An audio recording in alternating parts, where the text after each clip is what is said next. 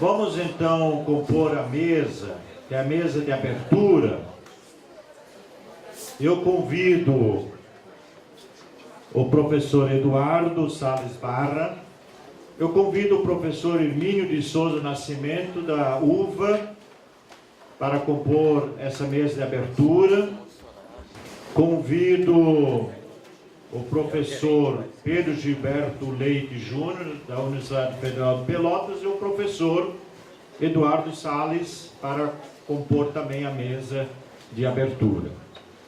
E como surgiu a ideia do encontro? Isso eu quero colocar para vocês, e aí finalizo a minha parte, que surgiu do seguinte: vocês notaram que o nosso PIBI de filosofia ele é muito recente. Ele começou em agosto do ano passado, né? Por isso que está acontecendo o encontro, porque foi uma luta nossa. Eu, inclusive, na época eu era o decano do centro, eu fui nas primeiras reuniões aqui que a professora Cida falou, aqui a vice-reitora. Eu fui nas reuniões e nós falamos filosofia, ciências sociais, história e tal. No fim, nós ficamos de fora. E ficou aquela promessa que um dia vai, um dia vai, um dia vai.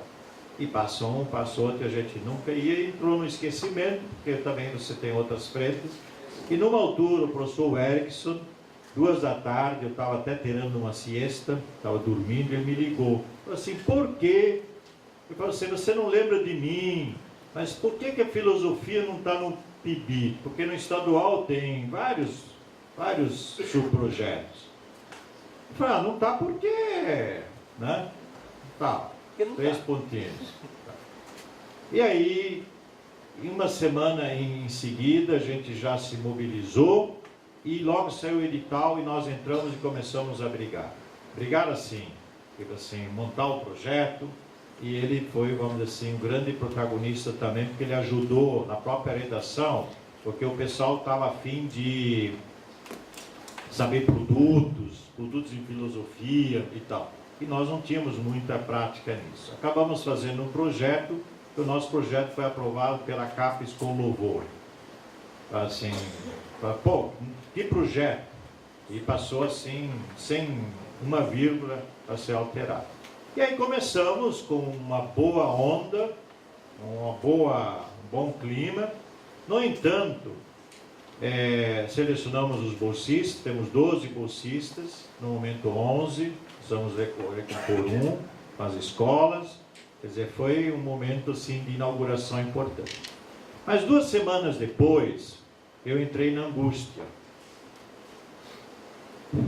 Aí pensei, bem, a gente olhar o pessoal de química, olhar o pessoal de outro, e como faz matemática e tal. O que passou? Será que nós estamos fazendo certo? Será que é isso mesmo? Será que não estamos fazendo algo que não tem nada a ver? Né? E eu estava sozinho em casa. Eu moro retirado, uns 50 quilômetros, eu tenho um retiro que eu moro retirado. Então, sozinho, estava lá. Entrei na angústia. E eu sei que isso você sai da angústia pelo desejo, conforme Lacan. Você sai da angústia pelo desejo. E como o meu desejo, todos somos condenados para termos a angústia, né? Meu desejo era um desejo pequeno, não tinha um desejo grande. Mais próximo era um copo de cerveja. Aí tomei um copo de cerveja, para sair da angústia, realizando o desejo. A questão toda, se eu tomo uma cerveja num grupo, num bar, eu converso, dilui todo o conteúdo. Mas sozinho, eu tenho um outro lado, que é de ter ideias grandiosas. Começa assim a expansão de consciência e tal. Só que isso aí é só aquele momento.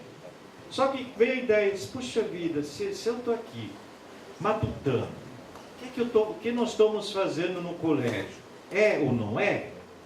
Por que não faço um contato com os outros PIBIDs? Com o Paraná, com São Paulo, sei lá onde tem, mas se tem aqui, tem outros lugares. Por que não fazemos um encontro?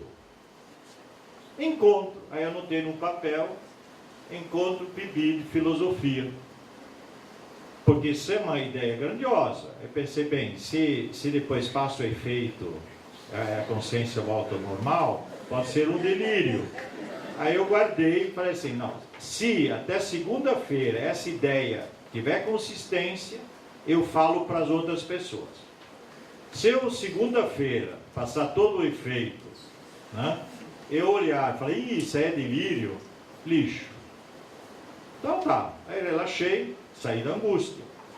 Foi desejo. Aí tomei mais uns tantos copos que eu não posso nem falar, né, e fui dormir. No domingo, eu olhei o que eu tinha escrito de ideias grandiosas. Tá lá, encontro PIBID. Caramba, aí fiz um e-mail para a Júnia, que estava ao meu lado. Pensei, Júnia, que tal fazer um encontro nacional de PIBID de filosofia? Eu falei assim, nossa, que legal, pode. Segunda-feira já tinha acionado todo o esquema. Falei assim, então eu quero o cadastro de todos os PIBIDs de filosofia da CAPES do Brasil. Né? Ó, já estava assim na força. Né? Segunda-feira, passei para a turma, na reunião de quarta-feira nossa, aí ela falou assim, a CAPES não tem. Eu falei, mas como não tem? Eles têm nosso nome, é só mandar filtrar. Mas não tem um técnico, não tá. Mas dá um jeito de conseguir descobrir quem tem PIBID. Então é só fazendo tudo à mão. Aí ela mandou uma carta, um correio eletrônico para os coordenadores institucionais, dizendo que, olha, né, um encontro, filosofia, contato com o meu e-mail, e aí o pessoal começou a responder. Essa foi a história da origem do encontro. E nesse momento, então, eu vi que, de fato, foi um momento, assim, importante e uma necessidade. Então, isso que eu falei da ideia, parece brincadeira, mas foi muito sério. Deu uma ressaca na turma. A turma já falou assim, por que você tomou? Era uma Itaipava. Não sei se alguém conhece, é do Rio de Janeiro. Era uma Itaipava que eu adoro. Né? Aí o pessoal falou, olha, deu uma ressaca, deu até hoje. Né? Então cuidado quando você toma algo e que você expande sua consciência. Hein? Você pode fazer o Brasil todo comprar passagens aéreas. Né? Detalhe. Pois bem, então um pouco para nós nos conhecermos e tal, mas foi exatamente assim.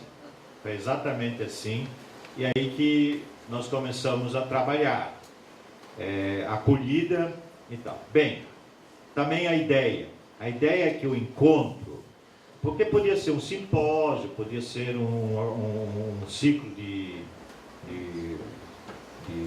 palestras, né? Mas a ideia é exatamente não trazer um especialista de fora que vem para cá e vai dizer como que você tem que trabalhar com uma aula de filosofia, por exemplo. Aí ele pega o primeiro voo e vai embora. Isso a gente pode até fazer, nós fazemos isso. Mas esse grupo aqui é para ser um grupo, primeiro, saímos da angústia de que no Acre estão fazendo algo. E o pessoal de Pelotas? É bom saber o que o pessoal de Acre faz, o pessoal de Pelotas. Como é que você pode fazer isso? Aí foi a estratégia que nós montamos as comunicações. Por isso que nenhuma comunicação não é desqualificada. Porque a pessoa vai dizer como que ela faz. Né? E pronto. Então eu quero assim externar a minha alegria, né? E brindar então que vocês possam estar juntos. Na programação vocês têm uma folgazinha, por exemplo, possivelmente na sexta-feira de manhã os estudantes não terão nada, só os supervisores, os professores supervisores vão ter uma reunião própria e os coordenadores também, e o Eduardo vai propor hoje à tardinha também uma reunião, porque dentro da nossa programação, então amanhã serão as comunicações, tá? Onde os coordenadores, eu peço aos coordenadores então que ajudem a coordenar as salas. Hoje à tarde nós já fizemos as designações. Então sempre um coordenador, né, de um subprojeto fica numa sala acompanhando e tal. E os resumos serão publicados daí. de maneira digital e vocês vão recebê-las, mas isso vai ser após. E também o material de vídeo. Vocês vão receber isso, o evento todo está sendo registrado, filmado, porque eu esqueci na mesa de ler a carta que eu recebi do coordenador do PIB da CAPES, porque eu fiquei um pouco nervoso e acabei até esquecendo o Departamento de Filosofia, agradecer o apoio do Ricardo, eu pulei ele, porque eu não enxerguei ele, eu pulei, mas eu já falei com ele lá fora, porque o Departamento de Filosofia também comprou esse encontro, né?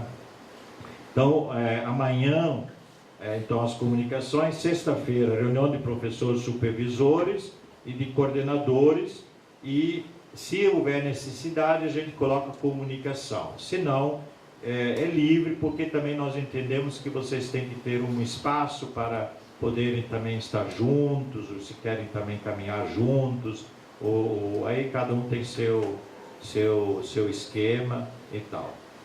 E daí, sexta tarde, das 14 às 15h15, uma mesa redonda sobre currículo, avaliação, metodologia e pesquisa. Isso aqui é um lançar, e quem sabe nós vamos para essas áreas mais no futuro. Então vamos lançar isso um pouco. Então essa mesa também é o professor Manuel Coraci, o Edgar, que vai vir do Rio, mas ele só pode vir na sexta, da PUC do Rio, e o professor Alexandre Maranhão, que vão fazer, e a professora Patrícia, que vai coordenar. E depois a gente vai lançar uma proposta de elaboração de livro didático pelo PIB. É uma proposta, não tem nada pronto, tá? Não tem ideia pronta nenhuma, não tem nem a capa está desenhada, né? Nada. É uma proposta que se tem. Porque como é um encontro, vocês não vão receber pacote. Isso que eu quero assim enfatizar bastante. E também queremos terminar com as considerações finais e aprovarmos um documento que é a carta de Vitória. Porque Vitória é o nome que você pode, né? A carta de Vitória, que seria um documento que nós vamos redigir, ele também não existe ainda, ele vai ser construído aqui, um documento que vai ser publicado em nível nacional, na mídia, na CAPES, em todos os meios, um documento nosso. E vamos também decidir se vamos continuar os encontros, se vamos ter um segundo, e já podemos tirar uma data aproximada e um local aproximado. Né? Ok? Então, sem mais delongas, eu passo então a palavra ao professor Eduardo, e depois Hermínio e o professor Pedro. Bom, primeiro, agora que a gente está falando entre nós aqui, né, dizer mais uma vez da minha satisfação de estar nesse evento. Em particular, vim falar aqui de um assunto que eu tenho um especial orgulho de ter participado.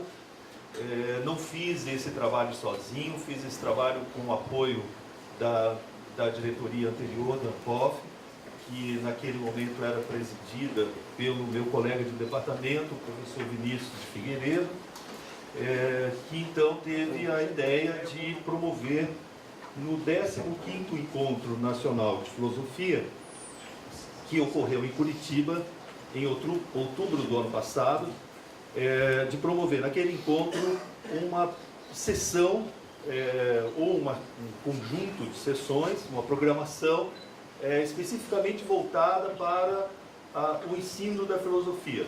Naquele momento nós achávamos que deveríamos falar especificamente de ensino médio, em virtude de que havia estava ainda muito recente a legislação federal de 2008, que tornava a filosofia obrigatória no ensino médio, e então era importante ter isso como uma marca daquela programação. Isso não deve permanecer, eu vou falar para vocês agora das perspectivas de continuidade, né? Deve ser algo mais voltado, o nome disso não vai ser mais ANPOFEM ou Anpof do ensino médio, ou um nome que eu gosto muito, mas eu não consigo falar, talvez por timidez exagerada. Mas eu gosto muito do nome dado pela Marie, que foi secretária do departamento que eu estudei na USP. A Marie chama o nosso evento de Anpofinha. Eu gosto muito desse nome, eu acho ele muito carinhoso. E ele, mas enfim, vocês vão escolher o nome melhor. Esse evento é muito mais voltado ao público que hoje se encontra aqui do que o público que esteve tradicionalmente nos eventos da Anpof. Bom, eu também quero dizer uma coisa importante sobre esse evento. Esse evento, ele contou com a participação, então, de uma equipe que organizou o evento, que pensou o evento. E essa equipe era constituída por mim, que estava na coordenação do grupo, os professores Felipe Cepas, Marcelo Guimarães, Edson Pegoraro, Wilson, o sobrenome do Wilson, e o professor, mais um que sumiu agora, a memória está acabando, mas eu já lembro para vocês. Essa equipe de 5 pessoas que trabalharam na organização da Anpof do ensino médio, eu quero destacar particularmente a participação do Felipe Cepas e do Marcelo Guimarães. Esses dois professores, ambos do Rio de Janeiro, o Felipe professor da Federal do Rio de Janeiro e o Marcelo professor do Colégio Pedro II. Esses dois professores, eles são participantes, eles eram membros. Na época o Felipe era o coordenador do GT da Anpof, chamado Filosofar e Ensinar a Filosofar. Essa talvez seja, na história da Anpof, esse GT, a criação desse GT, seja, na história da Anpof, o marco mais inaugural dessa discussão dentro da Anpof. Eu quero dizer isso porque estão aqui presentes a Patrícia Velasco e a professora Elisete Tomazetti, que são membros desse GT, acredito que desde a fundação, não é? Você também, Elisete? E outros, há mais alguém aqui que participou ou está participando ainda do GT? Tá? Por favor, o seu nome? Alexandre. Tá, do Maranhão, Alexandre. Tá. Bom, então eu acho que a essas pessoas nós devemos um agradecimento ainda mais fundamental para que essa programação tenha se constituído, né? Tanto é que eles foram chamados para compor, representantes do GT foram chamados para compor. E acerca deles também, desse GT, também eu quero falar algumas coisas no final da minha apresentação aqui. Que no filme geral da Anpof, do 15º encontro, a parte voltada ao ensino médio tem um papel destacado. E é isso que é a principal mensagem, vamos dizer assim, que eu queria trazer para vocês. Né? Nós somos uma espécie de bola da vez da Anpof. Né? Essa associação que existe há mais de 30 anos, nós fizemos o ano passado o 15º encontro da Anpof, e esse encontro acontece a cada 2 anos, então são mais de 30 anos que essa associação foi constituída, e nesse momento a pauta do ensino médio, do ensino da filosofia, toma uma importância nessa associação que eu acho que nunca teve antes. Né? Eu estou vendo muita gente em pé lá no fundo, tem muitas cadeiras vazias aqui na frente, está uma situação paradoxal, vocês sentados no chão e cadeiras aqui disponíveis. Venham para cá, sentem aqui na frente. Então, essa é a primeira coisa, dizer a vocês.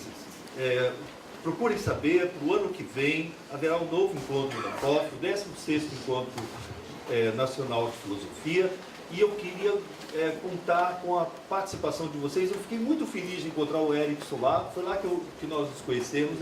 O Erickson me deu de segunda mão, não foi em primeira mão, mas foi um recado talvez mais significativo do que eu recebi pela mensagem da Júnia, na lista dos coordenadores. Acho que eu recebi em primeira mão, então primeiríssima mão fui eu. Eu acho que o único coordenador institucional, né, que estava naquela lista. Mas depois foi muito foi um encontro muito agradável, a conversa com o Erickson e ver como é que eles estavam preparando esse encontro. Então eu acho que o PIBID teve uma presença expressiva naquele encontro, mas talvez não tão grande quanto deveria ter, né? Não sei se vocês notaram algumas tomadas da plateia, a sala estava bem vazia. Então, de uma certa maneira, nós tivemos mais cartaz do que público. Nós fomos um sucesso de crítica, mas não fomos um sucesso de público, né? Nós precisamos virar esse jogo, nós precisamos ter público para isso, porque isso não vai durar o tempo todo se as pessoas continuarem se referindo ao trabalho que nós estamos fazendo. E nós não fomos lá para dizer o que nós estamos fazendo, né? Isso não vai durar para sempre. As pessoas podem dizer, olha, nós abrimos espaço, fizemos os convites e as pessoas não apareceram, então vamos tratar de outra coisa. Vamos tratar de filosofia com cinema, filosofia com outras coisas, mas não vamos expandir nessa direção, né? Como diz o professor ali, né? Não vamos olhar a filosofia nessa perspectiva. Então esse é o primeiro ponto importante do que eu queria falar para vocês. O segundo talvez responder a uma questão que eu acho que pode estar na cabeça de muitos de vocês. Mas o que é exatamente que PIBID tem a ver com pós-graduação? PIBID não é para licenciatura? Por que nós estamos aqui falando de pós-graduação? Olha, gente, essa é uma pergunta da maior legitimidade. E a sua resposta é da maior importância. Ela é um pouco contrária à dúvida, ela não concorda com quem duvida disso, né, dessa relação. Ela, ao contrário, ela mostra a resposta que eu daria, e depois quero ouvir de vocês também, não é só a minha que está valendo, está valendo de vocês.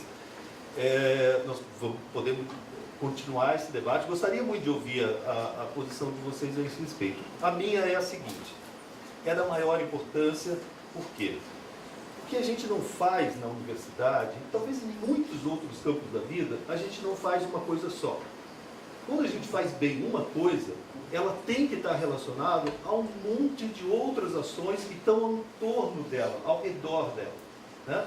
Então ninguém vai ter um curso de licenciatura da maior qualidade se não tiver em torno desse curso de licenciatura toda uma rede de sustentação desse curso.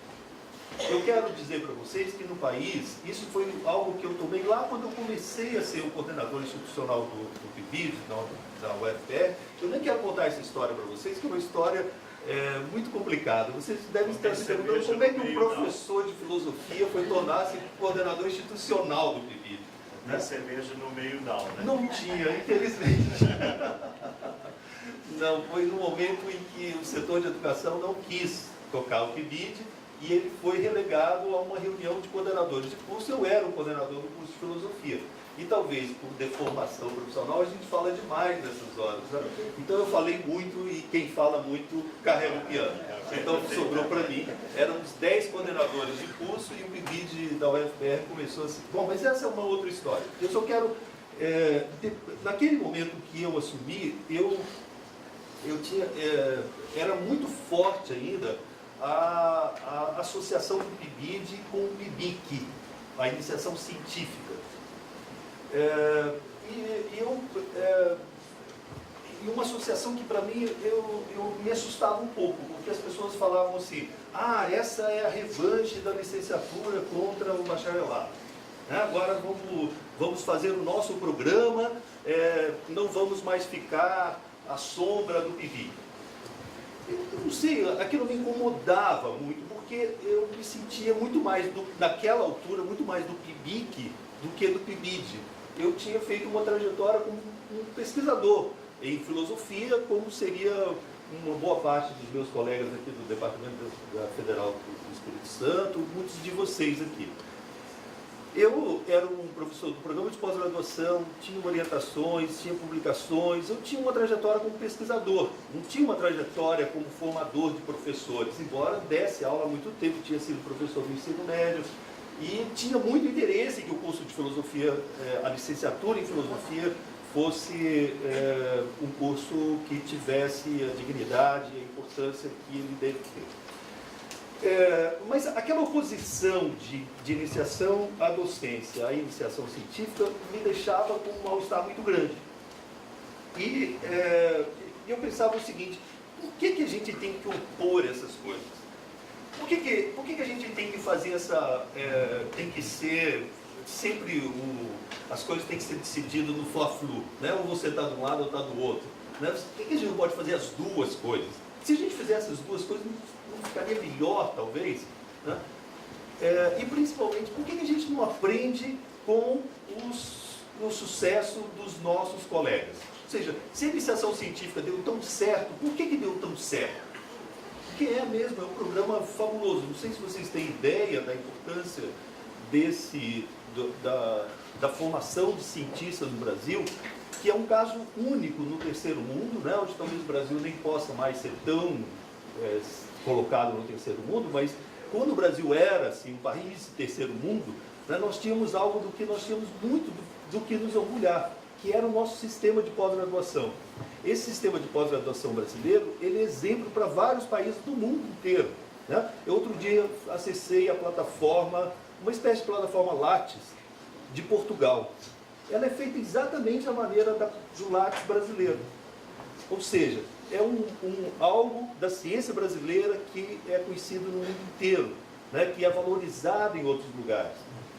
Então, isso não sou eu que estou falando, vocês podem ver isso em muitos lugares diferentes, muitas informações diferentes, de que nós temos um caso do qual a gente pode dizer que nós demos certo, que o Brasil deu certo. O Brasil deu certo na pós-graduação, o Brasil deu certo na iniciação científica, e foi justamente porque ele reuniu as duas coisas.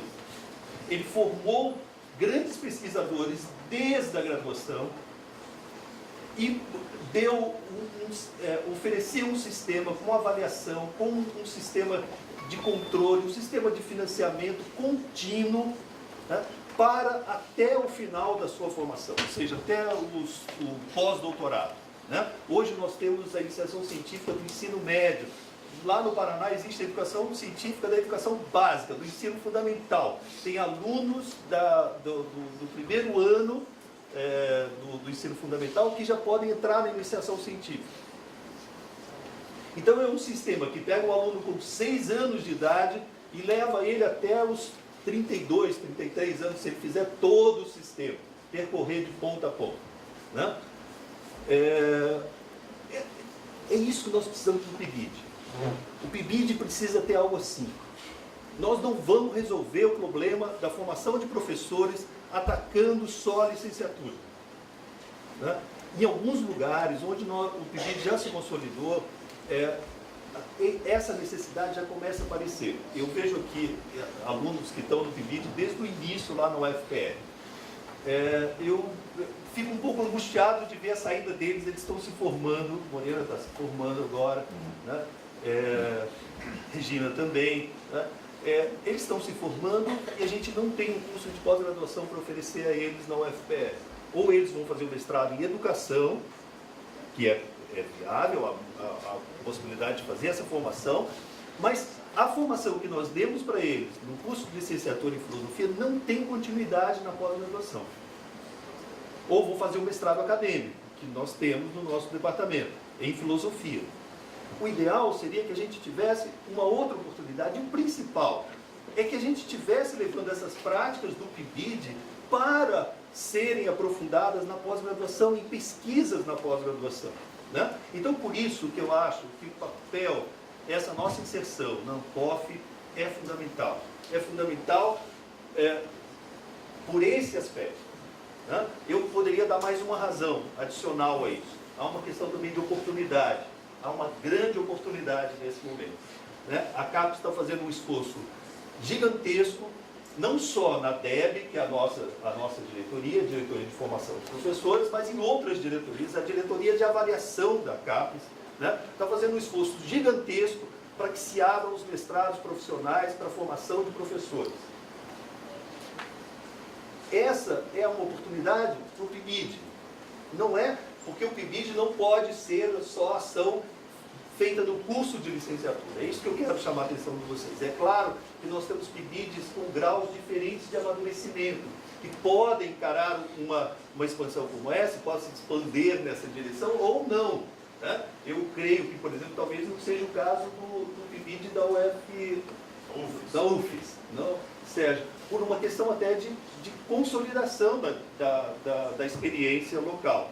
Mas eu acho que pode ser em outras instituições. Eu acho, por exemplo, que na minha instituição a UFBR, nós estamos desde 2009 praticamente, porque o nosso PIBID começou antes do PIBID propriamente. Nós começamos a fazer um trabalho de produção de material didático que foi incorporado ao PIBID, né, quando o PIBID se instituiu na nossa universidade. Então, eu acho que para o nosso caso, talvez seja, até porque a experiência do nosso Estado também de aproximação das universidades com a Secretaria de Educação, vocês viram ali que a Secretaria de Educação participou ativamente da ANPOF do ensino médio lá e como participa ativamente das nossas atividades no PIBID da UFPR. Bom, então acho que são essas duas coisas que eu queria dizer para vocês, finalizando, não tomando mais do que o tempo que eu havia previsto, embora já seja mais do que o que talvez fosse disponível. Eu quero insistir com vocês. Quero ver uma grande parte de vocês na próxima ANPOF do ensino médio. Nós tivemos, só um último dado aqui, abre para mim esse arquivo aqui. Ah, não é esse. Pode fechar, pode fechar.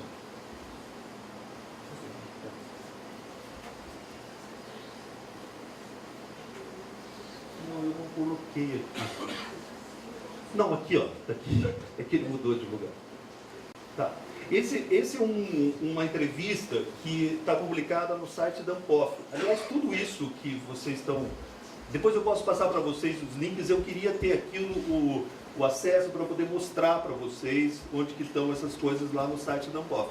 Mas os dois sites a serem consultados é esse. É o da ANPOF, que é www.anpof.org.br, e o outro, eu tenho que passar depois para vocês, não dá para passar, mas vocês façam uma busca no YouTube, só colocar ANPOF no YouTube, vai aparecer o canal da ANPOF do ensino médio, onde estão todos os vídeos de todos os relatos de experiência que tiveram lá. Então, o que eu quero mostrar para vocês, baixa um pouquinho essa tela aqui, é um quadro que está na metade desse arquivo. Isso está no site da ANPOF, tá? Aqui, ó, esse quadro, dá para diminuir um pouquinho a tela? Ctrl menos. Isso, tá. Aí, eu acho que 100 vai. 100, porque ele não vai ficar pequeno demais. Mais rolado. Isso, assim, ó. Olha aqui, ó. Esses foram os trabalhos submetidos à ANPOF, do ensino médio. 120 trabalhos, 120 relatos de experiência foram submetidos à ANPOF. Nós conseguimos selecionar 20, porque era o que cabia nas sessões que a gente tinha. A gente não queria fazer sessões simultâneas, né, para as pessoas não terem que optar entre ouvir um trabalho ou outro. Era melhor que a gente tentasse discutir todos eles. E conseguimos. Fizemos 4 sessões de 5 trabalhos. Agora, o que eu quero chamar a atenção de vocês é para o seguinte: a desproporcionalidade da representação por estado. Né? O Paraná teve 50% das candidaturas e 57% dos trabalhos aprovados. Então, dos 21, 12 eram de professores de escolas do Paraná. Todos são professores da educação básica, do ensino médio. O Espírito Santo, que é o estado de vocês, teve 2 candidaturas e 1 apresentação. Aquela professora que aparece aqui no nosso vídeo, que é uma professora de São Mateus, no norte do estado, né? Então, esse número aqui, né, ele é muito desproporcional, não é representativo do que há de produção no Brasil. E é esses números que eu acho que a gente precisa melhorar para as próximas edições da ANPOF, né, chegar a números mais expressivos que esse, e aí, eventualmente, pensar se esse evento continua junto com a ANPOF geral, ou se é feito um evento separado, etc. Isso é uma questão a ser discutida quando as coisas chegarem a esse ponto de saturação. Nós estamos ainda longe disso. Mas eu quero convidar vocês que a gente sature esse espaço o mais rápido possível, porque ele não vai ficar disponível para a gente para sempre. Tá? E o segundo aspecto é esse, pensar o PIBID numa perspectiva de um sistema de formação de professores. Né? Nós precisamos ter todo o sistema, todas as etapas desse sistema. Né? E isso talvez seja a motivação principal para a gente participar desse evento. Além do que, né, não é só uma questão ligada à pós-graduação. É lá que está a filosofia no Brasil. Se há um espaço que é da filosofia no Brasil, onde pode ter um espaço de ouvir o que está acontecendo e conhecer as pessoas que estão trabalhando nessa área, é no Encontro Nacional de Filosofia. Muito obrigado, eu tenho que parar aqui.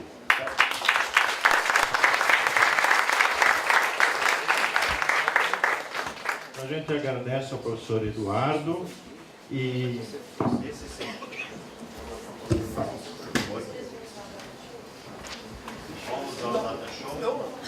Então nós vamos seguir exatamente isso que o professor Eduardo colocou, quer dizer, é esse espaço aqui, dessa troca, desse encontro. Eu acho que, por exemplo, a UFES não tem um mestrado que apoie tudo, mas nós não temos calibre histórico no momento para uma formação. Mas nós nos conhecendo, nós sabendo que, e tendo vínculos via PIBID e ANPOF, por exemplo, se no Paraná tem, nós podemos ir no Paraná. O aluno, o estudante pode fazer um mestrado lá, ou do Acre, ou do Maranhão, ou qualquer parte. Temos um mestrado nacional também. Isso. Então, olhem só, isso é a importância do encontro.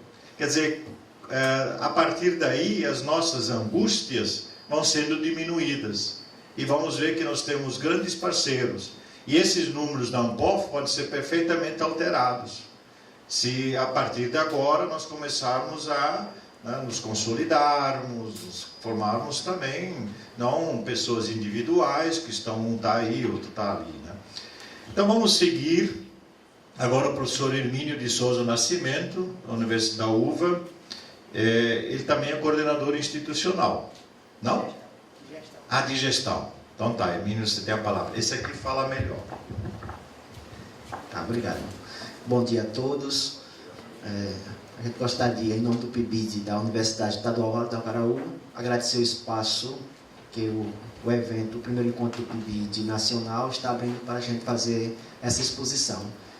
Antes disso, eu gostaria só, professor, de pedir a permissão de apresentar os nossos bolsistas que vieram conosco. Nós conseguimos trazer 8 bolsistas, sendo desses 8, 6 já estão aqui, 2 estão chegando ainda agora pela manhã. Então, por gentileza, Elias, Arthur, Auriélio, Francisco Clever, Maxwell. E nós temos ainda o Rogério, Francisco Rogério e o Jorge Luiz, que estão chegando agora pela manhã.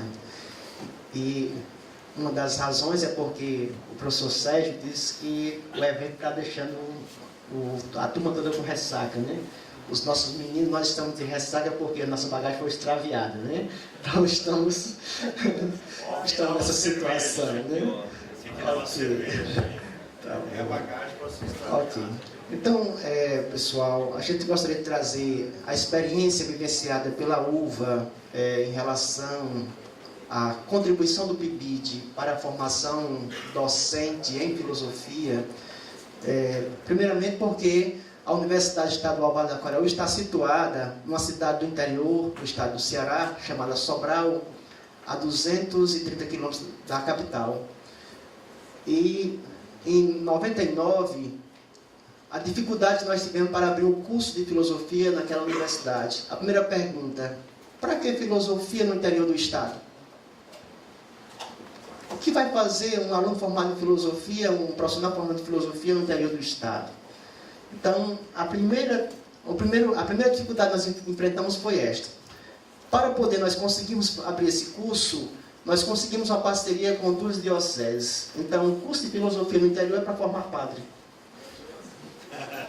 Essa era a concepção que nós enfrentamos naquele momento. Tudo bem. conseguimos a parceria com as duas dioceses, Diocese de Tianguá e Diocese de Sobral, e montamos o curso de filosofia. Não tinha diferença entre bacharelado e licenciatura. Era o 3+1, né?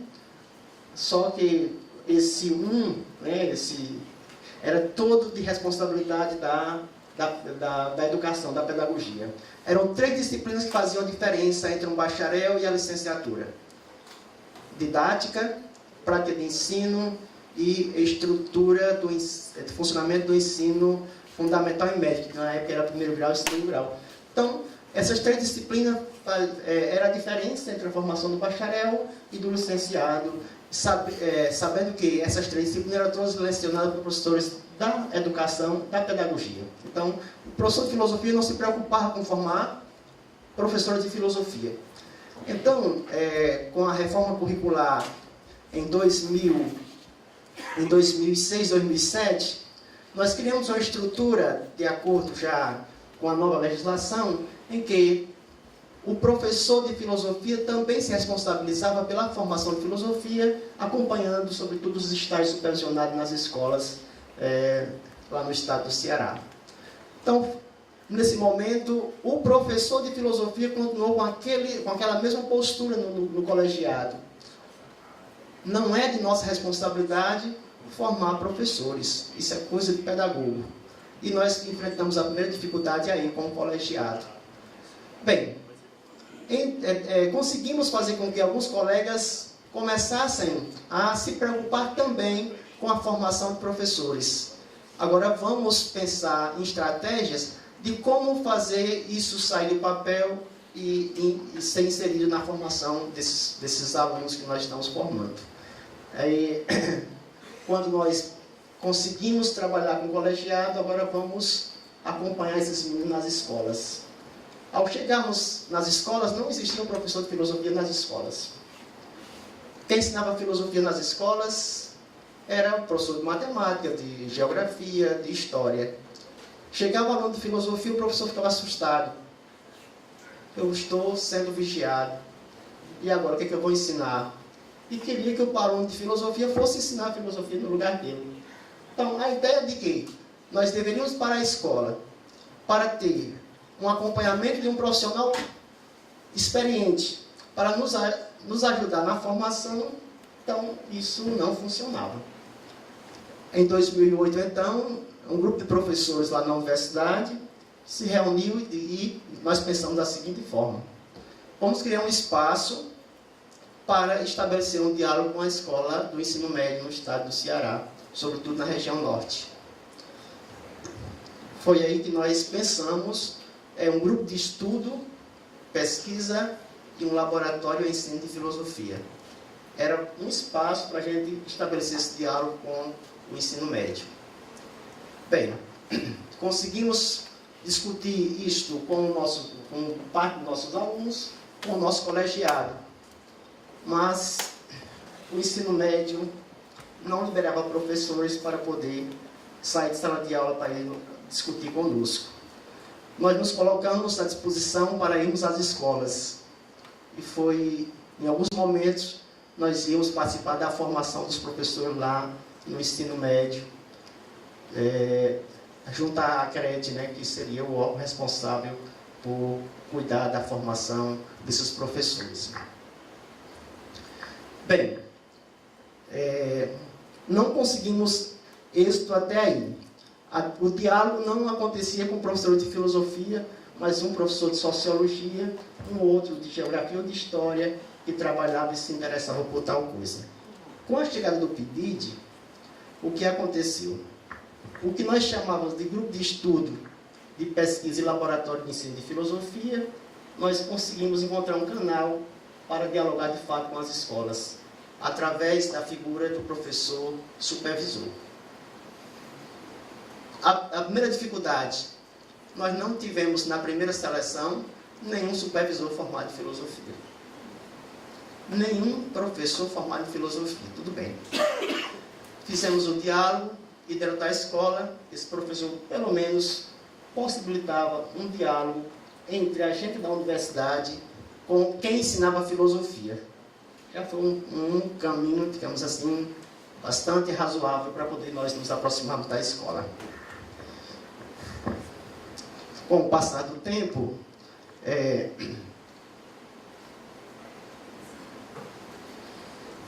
esse diálogo foi melhorando. Veio uma outra dificuldade que a gente enfrentou com a coordenação institucional, que seria essa noção de produtos, né? O que seria um produto em filosofia? O que seria um produto em filosofia? Uma dificuldade tremenda, e nós aos poucos fomos entendendo, né, como trabalhar com essa noção de produto. Aí nós criamos então uma estratégia que funcionou da seguinte forma: formação com os nossos alunos bolsistas dentro da universidade, na presença de um professor supervisor, e aí nós trabalharíamos a leitura de textos clássicos, tentando fazer uma interpretação e adaptação para o ensino médio, e ao mesmo tempo eles traziam os relatos de experiências que eles tinham vivenciado na escola, e a partir daí a gente pensava, juntamente com esse supervisor, como superar essas dificuldades vivenciadas por eles. Então, a partir daí nós começamos a melhorar, talvez, a nossa formação do profissional docente no ensino de filosofia lá naquela universidade. Com o passar do tempo, também, essa experiência que foi vivenciada, que nós estamos vivenciando pelo PIBID, nós adaptamos também para os nossos estágios supervisionados. Então, posso dizer que a experiência do PIBID, lá naquela universidade, favoreceu um mecanismo de diálogo com as escolas do ensino médio, a ponto de não só trabalharmos com nossos 30 bolsistas, mas também com todos os alunos da nossa licenciatura. Hoje nós temos 361 alunos matriculados e todos passam por esses estágios, tendo uma experiência muito próxima daquela do PIBID. Então não é só a bolsa, né, que o aluno recebe, mas o modo deles atuarem ajuda também a gente a pensar como trabalhar a formação do aluno de licenciatura naquela instituição. Também, nessa mesma perspectiva, nós sentimos a necessidade de dialogar com as outras instituições do estado do Ceará, que tem o PIBID. Aí, como nós fizemos isto? Fizemos através de encontros. Aqui vocês estão fazendo um encontro nacional. Nós estamos realizando esse ano o 3º encontro estadual. A UVA, o UFC, o S e a UFC no interior, né, no Cariri e na capital. A UES na capital e a UVA no interior. Tivemos o primeiro encontro do Cariri, regional do Cariri, em 2010. 2011, 2012, tivemos em Sobral o primeiro encontro estadual, e 2012 o segundo encontro, 2013 o 3º encontro estadual. Inclusive, a Tomazete esteve lá conosco o ano passado, né, no segundo encontro estadual, levando as experiências lá de Santa Maria, que contribuiu bastante para os resultados que nós estamos obtendo hoje no PIBID.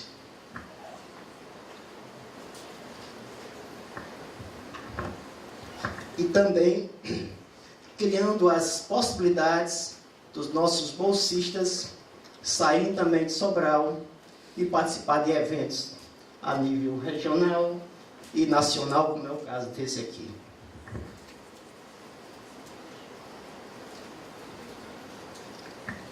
Então, após a chegada do PIBID, também nós conseguimos perceber que houve, inclusive, uma diferenciação entre a atuação dos nossos alunos de bacharelado e o da filosofia dentro do próprio curso. E um desses indicadores que podemos apresentar, não só a participação deles em eventos, mas também, nessa última avaliação do ENAD, o curso de licenciatura conseguiu um conceito 4. Vinha 3 desde o princípio, chegamos a um 4. E o bacharelado se manteve no 3. Então, são os mesmos professores, no nosso entendimento, o PIBID, de uma certa forma, contribuiu para elevar essa nota. Além dessa nota, essa noção que nós colocamos anteriormente de grupo de estudo, pesquisa e laboratório em ensino de filosofia, vem sendo repensado a cada dia, a cada encontro. Não um laboratório no sentido de ser um espaço físico, mas esse diálogo que nós criamos com as outras instituições tem ajudado a melhorar essa formação, tanto do nosso professor da universidade para trabalhar essa formação, como esses nossos alunos que estão em formação. Hoje, 90% ou mais dos nossos alunos que saem da universidade, que participaram do PIBID, ou estão em programa de pós-graduação, ou já estão atuando no ensino médio. Inclusive, esses alunos que estão no ensino médio, já estão colaborando com a formação dos novos bolsistas que estão chegando. Queria ressaltar que desses 6 bolsistas que aqui estão, eles não começaram lá em 2010. Nós já tivemos uma renovação, e aqueles que saíram para que eles entrassem, já estão nas escolas dando formação também para eles, né? Então, o PIBID está contribuindo bastante nessa formação.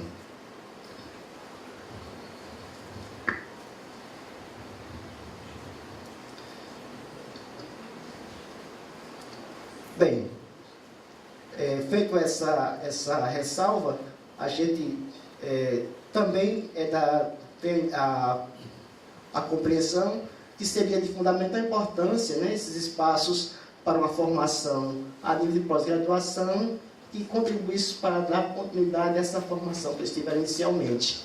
Porque nós temos alguns que foram para o mestrado acadêmico, outros foram para o mercado de trabalho. Aqueles que estão no mercado de trabalho vão ter uma maior dificuldade para também fazer um mestrado acadêmico. É como se a pesquisa que foi iniciada no programa de bolsa de iniciação à docência, ela não tivesse essa continuidade também na sua formação. Então, o mestrado profissional, ou o mestrado que possibilitasse absorver esse profissional que saiu da universidade como iniciado na docência, seria de fundamental importância para reforçar essa ideia de formação.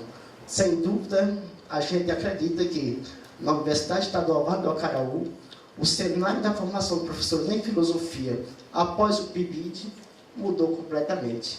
Não só para os bolsistas, mas para a compreensão dos professores, para a formação dos alunos e para a atuação desses alunos no ensino médio. Hoje, ele não tem mais a compreensão de que ser professor é aprender a repassar conteúdos. O que mais me deixava inquieto era você chegar no último dia de aula do curso, ou no dia da colação de grau, e o aluno veio perguntar para você: professor, como é que ele faz para repassar os conteúdos? Estava no mercado de trabalho, mas o aluno queria saber como era que ele ia repassar os conteúdos que ele aprendeu na universidade. Professor, que texto você me indica para eu dar aula de filosofia? Ele já estava graduado. É difícil, né, a gente trabalhar com o ensino de filosofia, em que você forma um profissional para atuar no ensino de filosofia, mas que precisa até de alguém para dizer que material ele deve usar, de que forma ele vai repassar. Então, pessoal, hoje mudou já esse quadro, e eu digo, foi o PIBID que contribuiu para isto. Obrigado.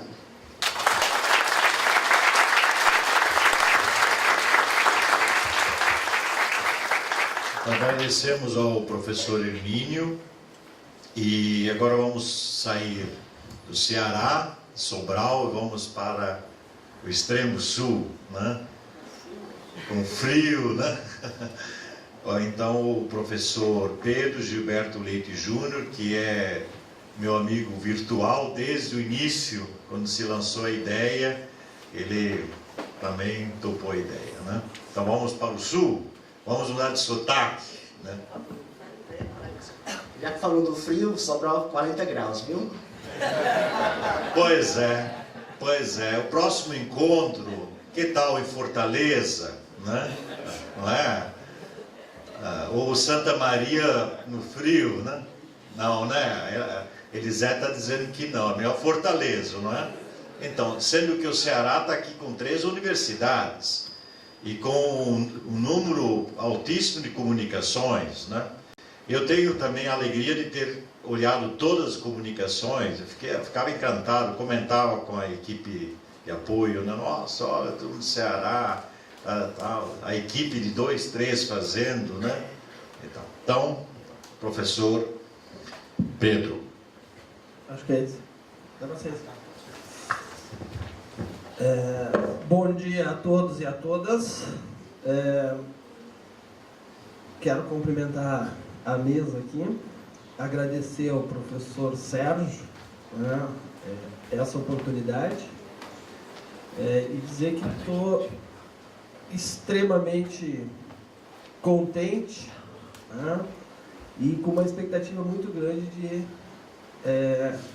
ter vindo para Vitória aqui, né, para participar desse primeiro encontro. Estou me sentindo, pela recepção, né, do pessoal do aeroporto, enfim, do Sérgio, de todos aqui, duplamente em casa. Né?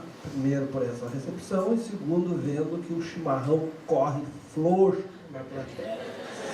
Isso nos dá uma sensação assim de estou meio em casa. Né? Não vou demorar muito, porque eu estou vendo aqui, são 10 para o meio-dia, daqui a pouco a barriguinha começa a roncar, né? Diz que a fila no RU é bem grande, né? Então, tenho algumas provocações e muito mais, eu gostei do que o Sérgio falou, né? Que a gente não tem expertises aqui. Expertises às vezes são bons também, né? Em algumas situações. E eu acho que nessa seria melhor a gente poder falar um pouco mais da questão concreta, da questão prática, das angústias, né, e das dúvidas que todos nós temos. Tá? E é sobre isso que eu quero pensar alguma coisa, ou lançar para esses 3 dias, né, algumas questões assim que eu acho que são compartilhadas pelos professores, pelos bolsistas, enfim. Né? Me parece que nós temos aqui uma matéria bruta, né, composta de pelo menos 3 aspectos. Né? O primeiro aspecto, o Eduardo já falou, né, que é essa abertura da ANPOF, né, para o ensino médio. Isso foi extremamente surpreendente e uma surpresa extremamente importante, né?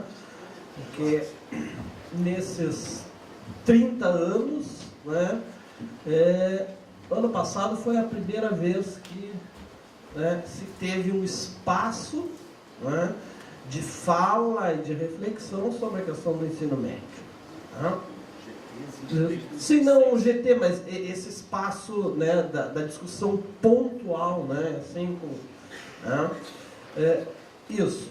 O segundo aspecto é o PIBID, né, que eu acho que, lembrando, como tantos outros, né, a nossa formação, né, onde o Emílio falou, né, a gente talvez não saísse perguntando assim, né, há uns 10, 15 anos atrás, né? Qual é o texto que eu vou usar? Mas a preocupação nos departamentos não era tão relevante, né, com a formação do docente. Né? Historicamente, isso, de novo, o professor Eduardo, né, traz, nós temos já uma experiência, né, na formação de pesquisadores, né, de bacharéis. E sempre ficou, me parece, essa formação do licenciado né, como um cidadão de segunda categoria, quase assim, né? E isso não era uma preocupação muito grande com, né, nos departamentos de filosofia. Empurrada algumas disciplinas de formação para a pedagogia. A filosofia, expressões, né? E a gente dá para se olhar nos olhos e dizer todo mundo já ouviu isso. Não, isso aí não é filosofia. Né? Filosofia é outra coisa. E eu acho que o PIBID é esse segundo aspecto, né, que impulsiona, né, todo um projeto que dá esse suporte que há uns bons tempos atrás não se tinha. Né? E o terceiro aspecto, que me parece ser essa oportunidade, uma pedra bruta que a gente tem nesses 3 dias para começar a lapidar, é esse encontro nacional. Né? Isso é marcante, né? Reunir, ainda que não se consiga todas as universidades ou instituições de ensino superior do país, mas um grande número, e começar alguma coisa. Né? E a gente às vezes fica só pensando em fazer, mas não efetiva isso. Eu acho que o grande mérito do Sérgio, né, o pessoal que está apoiando ele, institucionalmente também, foi chutar a bola, né, dar início à coisa. Né? Então eu acho que esses 3 aspectos constituem que eu estou pensando numa rocha, uma pedra da onde a gente começa a esculpir, né, um perfil, vamos dizer assim, ou uma cara, na pergunta, qual é a cara, né, da formação docente em filosofia no Brasil? Né? Não que seja alguma coisa homogênea, assim, vamos marchar 1, 2, 3, 4. Né?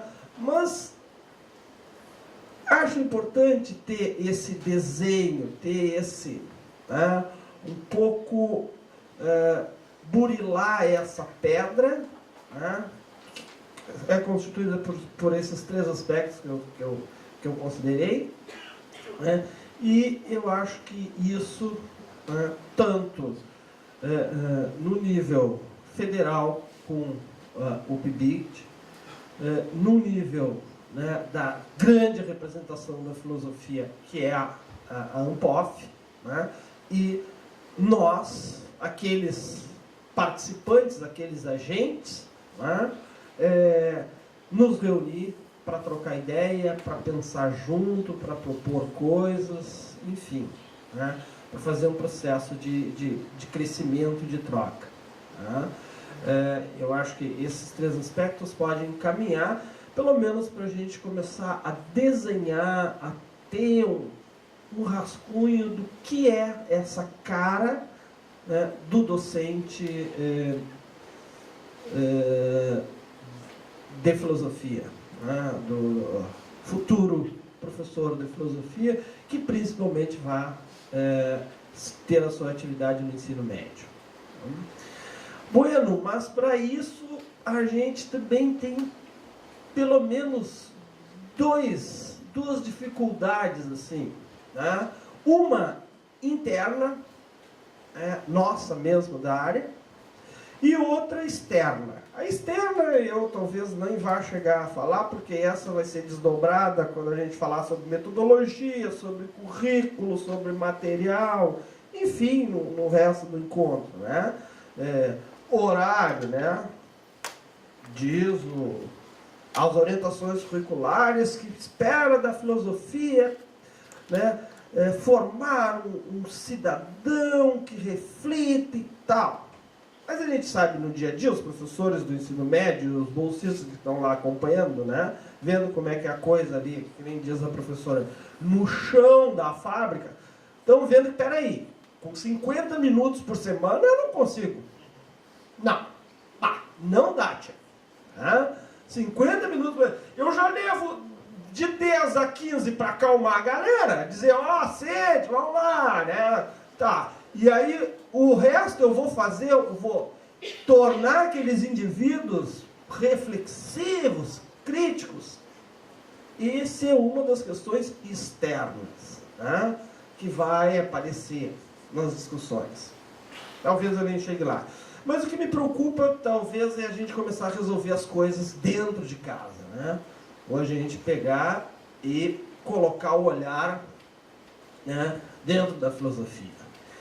E aí tem alguns aspectos que me parecem importantes.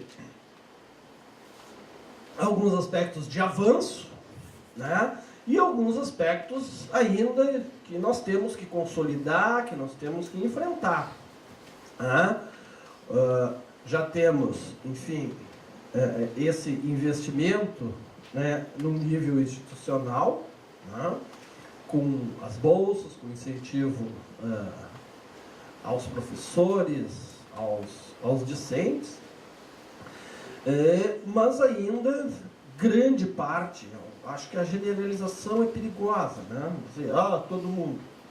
Mas vamos dizer, o que a gente tem escutado, assim, conversa, tomando uma cerveja, conversando sobre as experiências do PIBID, né?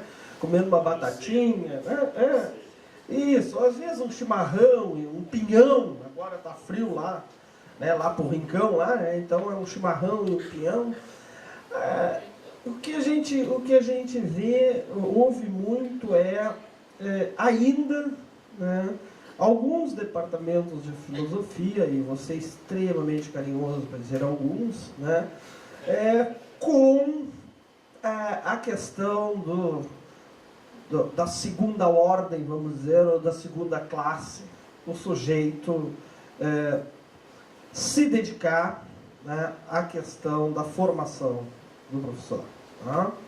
Ainda me parece, em alguns departamentos de filosofia, isso não é filosofia. Filosofia é a gente fazer pesquisa sobre Aristóteles, Kant, Nietzsche, Heidegger e a galera toda. Tá? Esse negócio de estar pensando metodologia para ensino, pensando essas coisas, isso parece não ser filosofia. Né? Então, essa é uma dificuldade que se enfrenta no dia a dia. Né? Não é questões teóricas, é no dia a dia a gente enfrenta isso. Uns mais, outros menos, alguns com menos porque tem um apoio muito grande. Em Pelotas, nós temos o coordenador do colegiado, o professor Eduardo Neves Filho, que coordena o PIBID, nós dividimos a coordenação do PIBID. Nós temos um apoio incondicional. Mas em outros departamentos isso não acontece. E fora a questão da própria relação com os colegas. Isso se reflete, por exemplo, na própria opção de alguns departamentos de dizer que essa formação ou algumas disciplinas que compõem a formação do licenciado não dizem respeito ao departamento de filosofia, por exemplo.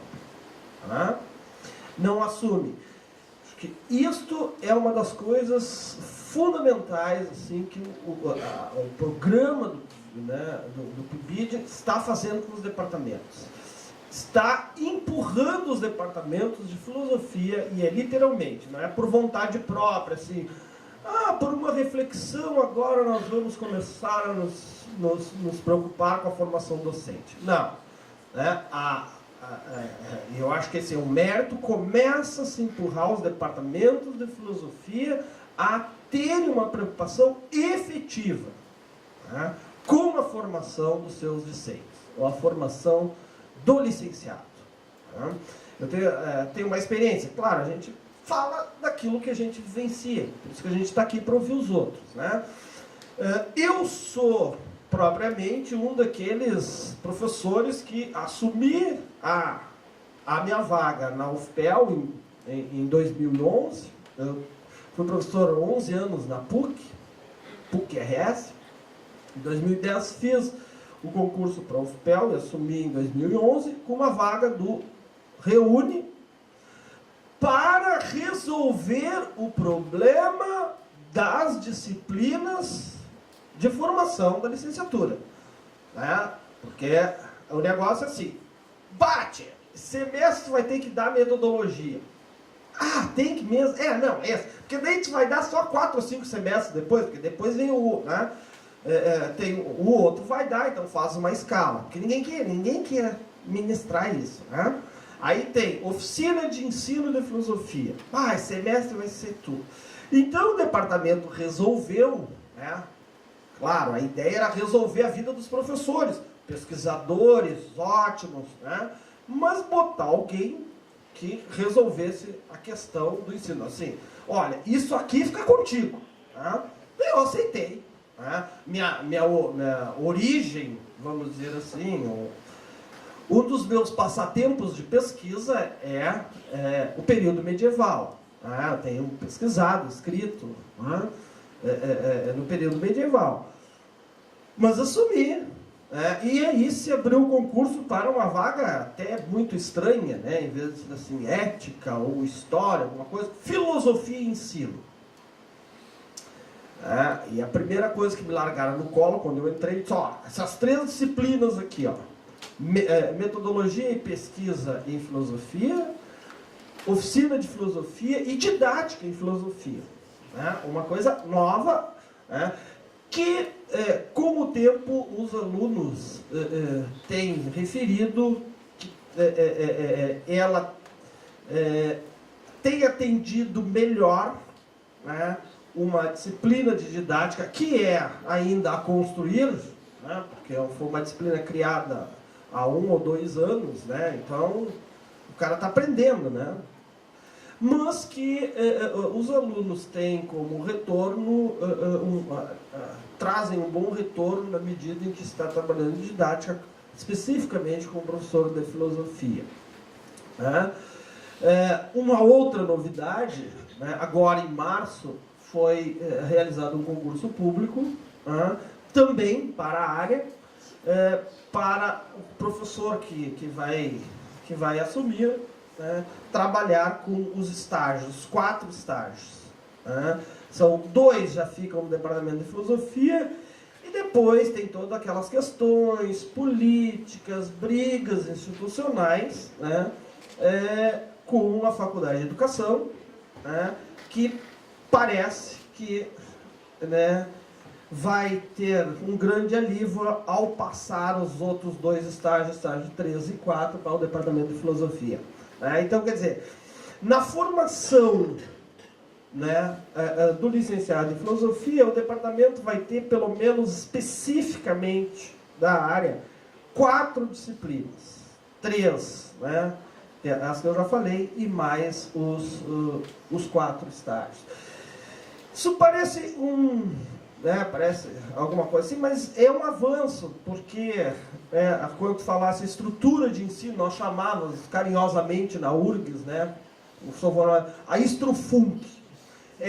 Então, a professora de filosofia que eu vi foi no meu estágio, porque nós tínhamos lá psicologia da educação A e B, a estrutura e funcionamento, didática geral e mais uma outra que eu nem me lembro o nome.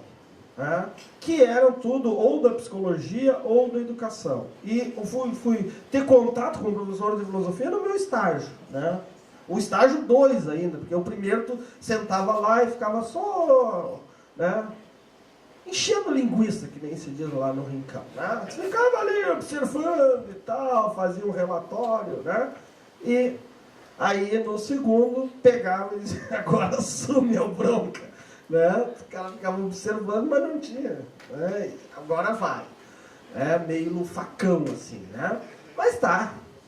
Foi indo. Então eu acho que isso é um grande avanço, né? Todas essas questões, né?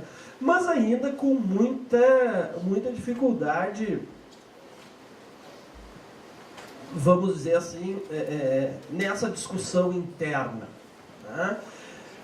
Uma coisa que, digamos, o Eduardo falou e que me parece bem importante, assim, essa experiência que se tem, né, e de modelo, né, da iniciação científica, transferir para a iniciação à docência, né, talvez os departamentos de filosofia, isso vai ter que, enfim, é passo a passo, né, essa consolidação, e vamos dizer, essa conquista, né, e depende de cada um, né, de nós, professores dentro da universidade, bolsistas, professores supervisores, né, talvez assumir isso, né, quer dizer, o MEC propõe, enfim, né, a UFPEL está trabalhando com um programa de pós-graduação em formação profissional, né?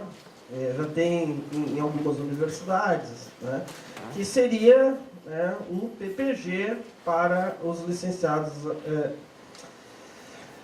em filosofia.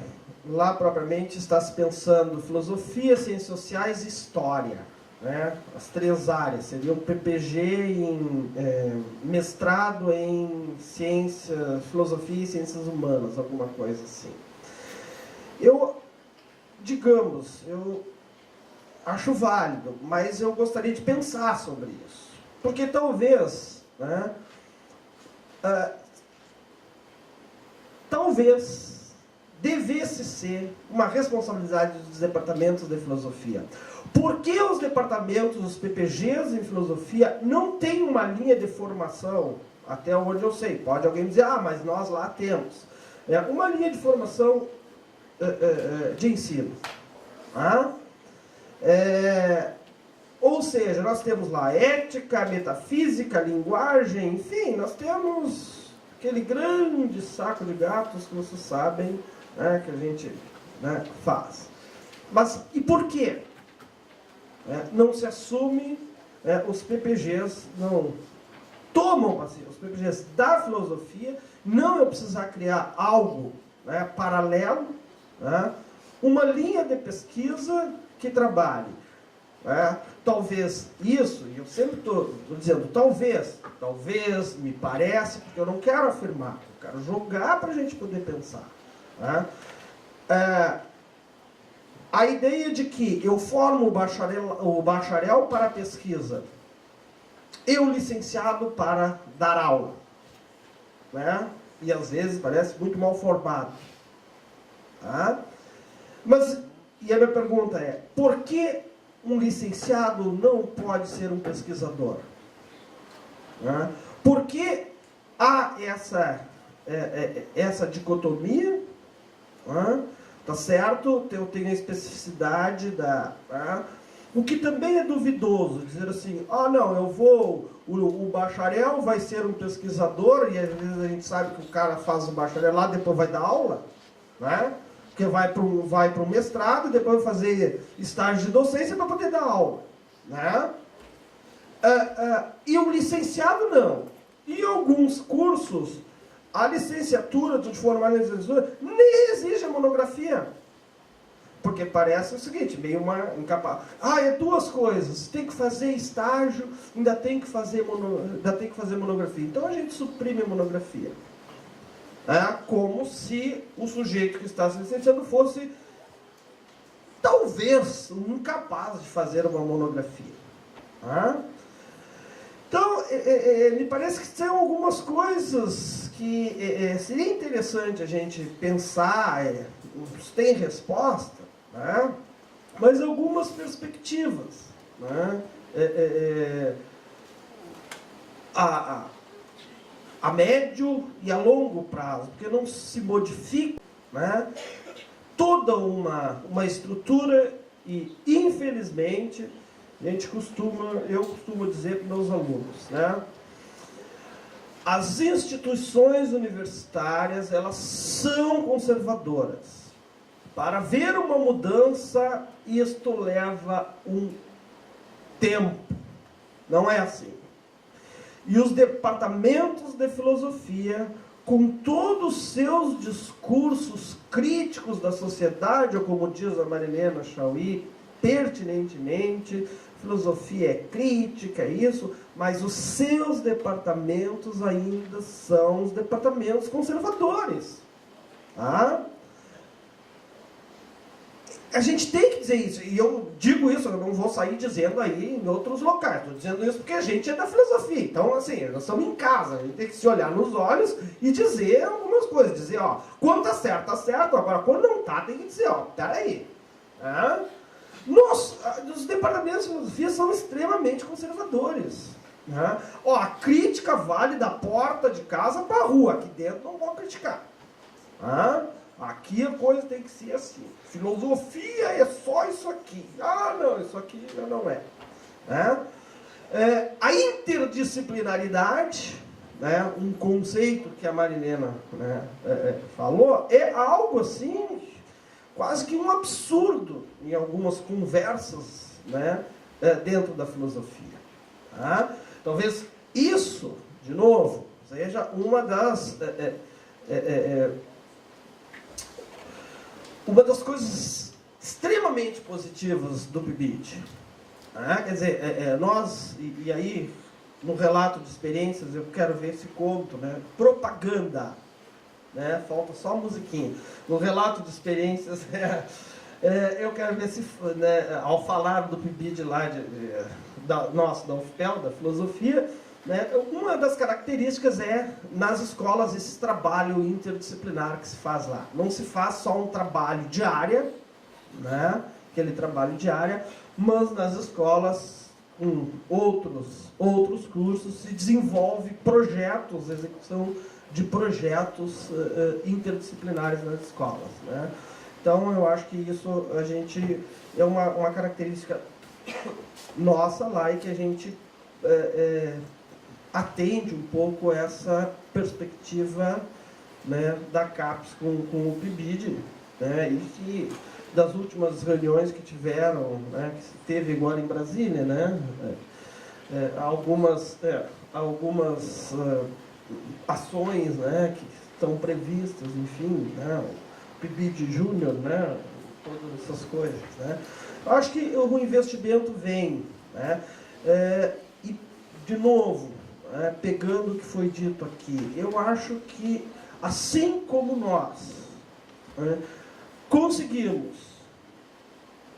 fazer do PIBIC, da iniciação científica, um modelo, nós temos todas as possibilidades de tornar o PIBID, ou a iniciação à docência, também um modelo. Mas isso depende de cada um, do comprometimento de cada um. Dos professores dentro do departamento, dos professores supervisores e principalmente dos bolsistas. Porque, como disse uma professora aqui, não é só a grana. A bolsa ajuda? Ajuda. Mas não é só isso. Há aquilo que o Sérgio falou ali, aquelas coisas não físicas, ou aquilo que não está materializado, é algo que está subjacente aí. Não é só a bolsa em si, é muito mais. E eu acho que, espero, e a minha expectativa é isso, que a gente possa, junto, nos mais variados espaços, nesse espaço de fala nossa e depois dentro das salas, volta ao que o Sérgio disse. Bom, há encontros que são bons.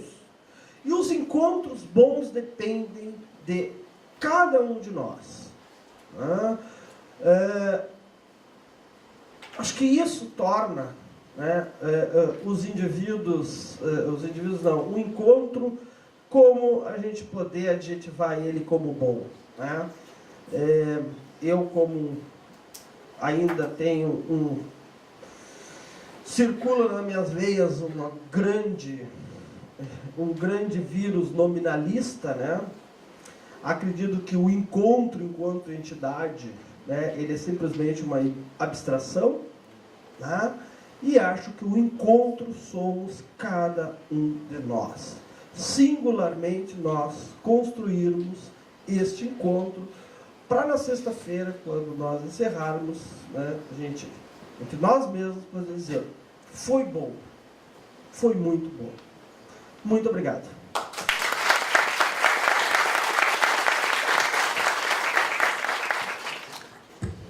Então agradecemos ao professor Pedro, e isso é o encontro, né? Esse é o encontro.